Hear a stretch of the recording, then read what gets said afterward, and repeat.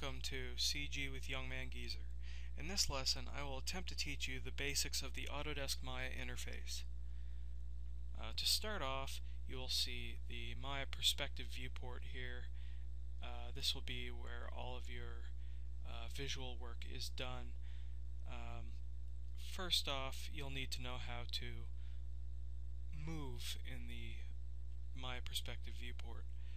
So first off, if you hold down the Alt key and you hold down the right mouse button, you can zoom in and out.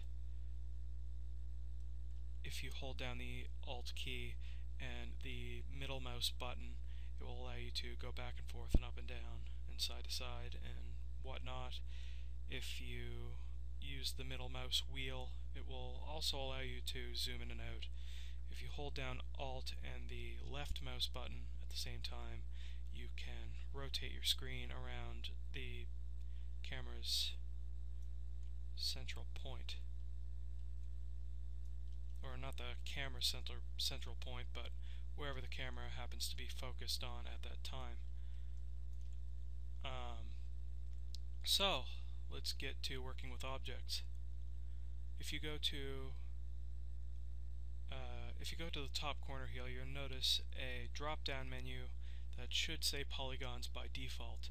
If it doesn't, make sure that it's on polygons. I'll get to what all these options mean later, but for now let's just stay on polygons. And you'll be able to go to create polygon primitives, which will allow you to create various shapes. Let's just go to sphere for now, and it will ask you to drag on the grid wherever you want your sphere to go. But I don't want my sphere to be there. I want my sphere to be in the center. I want it to be dead center on the center of the grid here. So let's just backspace to get rid of that. Let's go to create polygon primitives. Interactive creation, we'll check that off. So let's go to create polygon primitives, sphere, and now it is automatically generated on the central grid, perfectly on the central grid. Now let's just delete that for a second and go back to create polygon primitives. Now you'll notice that beside most of these options is a option box. If you click that option box, for example, beside sphere, it will bring up an option box allowing you to adjust things like the radius of the sphere. If we can crank that up as big as we want, give it 10 axis divisions instead of the 20 that we've had. If you go to apply, that will generate the sphere without getting rid of this option box. If we just delete that sphere and go to create, that will get rid of our option box and generate the sphere. That is the only difference between those two options. Okay, you'll notice that there aren't quite as many grid lines to make up this object as there was previously. That is because we generated 10 by 10 instead of 20 by 20. Okay, so moving on.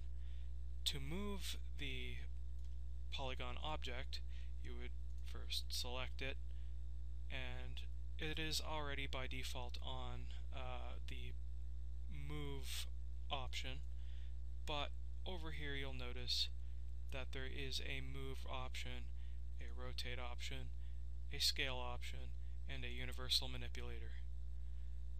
If you go to the move option, that will allow you to move the object based on the x-axis, the y-axis, and the z-axis, like so. You can also click the center and move it freely, but really moving it freely hinders you because you can't see what's going on other sides of the camera, so it's always safer just to move it by its individual axis. You can also go to rotate, which will rotate your object like so, based on different axis. If you don't click on an axis, you can rotate it freely like so. but clicking on the individual axis will rotate it like so. Also, you can go to Scale. Scale will scale your object. Be careful not to invert it. That is a bad thing. I'll get into why that's a bad thing later when we get into normals. Okay, so you now know how to move, scale, and rotate an object. Let's talk about component mode.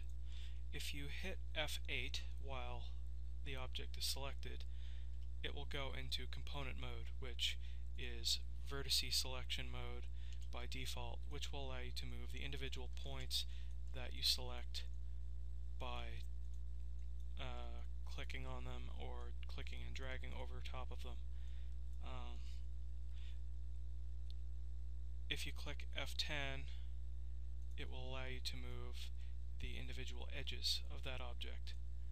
To be able to move individual edges like this, if you hit F11, it will allow you to move an entire face or faces based on what you've selected.